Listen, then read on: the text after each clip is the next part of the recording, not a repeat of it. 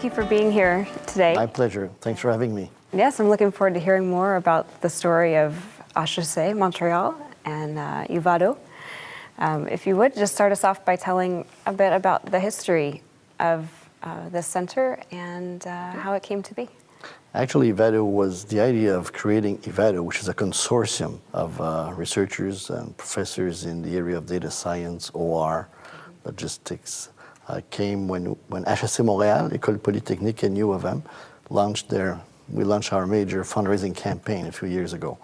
So we decided that we should really create an umbrella organization that would present all that we were doing in the area of data science. So that's how IVADO really appeared on the radar. So the original idea was to present what we were doing and present the assets we had and to hopefully get some donations.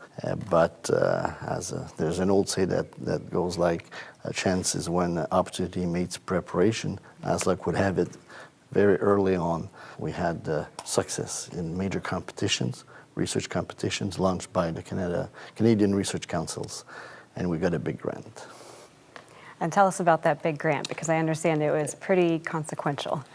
Yes, it was a transformational sort of grant. To begin with, we had the assets, to be honest, and all those research centers, 5 or 6 of them, that are jointly run by HEC, by Polytechnique, and by U of M, we're all being subsidized.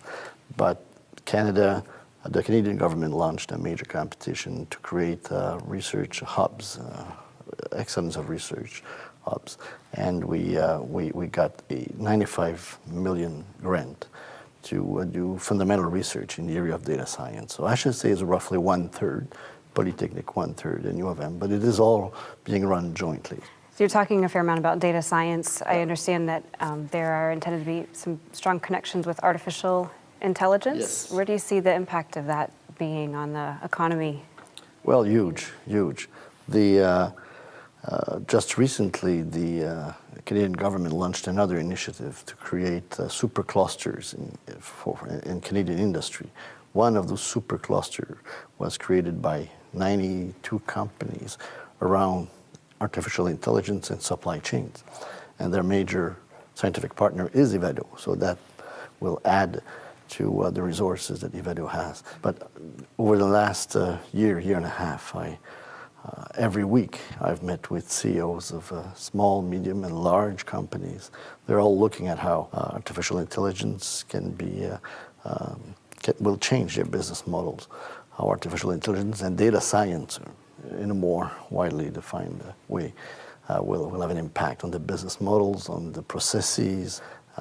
So it's really exciting, and it happens in all the major sectors, the health sector and the financial sector and transportation.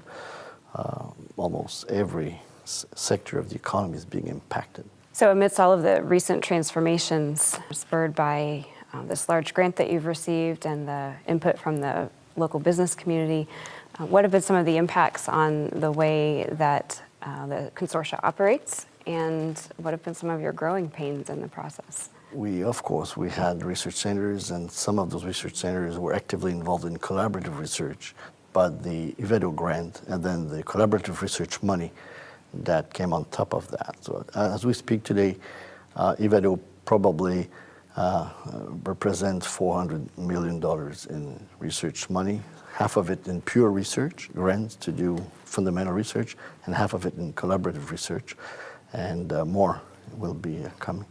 So this has created a nice problem, because we had really to devise a specific governance to handle all of that.